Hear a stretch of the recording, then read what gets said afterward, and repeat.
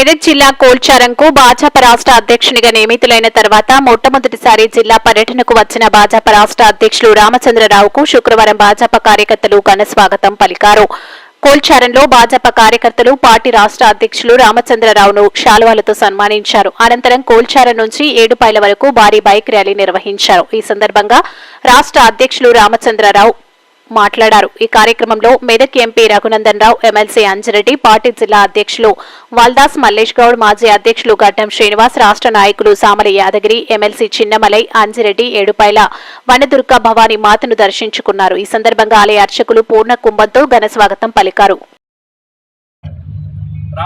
రావడానికి కొల్చారం మండలం శాఖ తరఫున బీజేపీ శాఖ తరఫున అన్నకు ఘన స్వాగతం పలికేందుకు కూడా సంస్థ కార్యక్రమం కూడా ఉన్నాం. కాసేపట్లో పలుకుతా ఉన్నాం. కార్యక్రమం ఇచ్చేసినట్టు బీజేపీ కార్యకర్తలకు కూడా అభినందనలు తెలియదు. ఈ కార్యక్రమం విజయం వస్తుంది.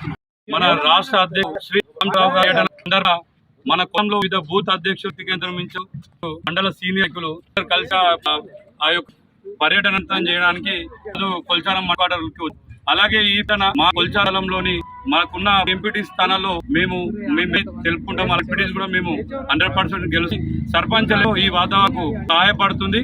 దీన్ని మేము జరిగే స్థానిక ఎలక్షన్ లో మెజారిటీతో ఉన్నామని ఈ సందర్భంగా చెప్తున్నాను. జనతా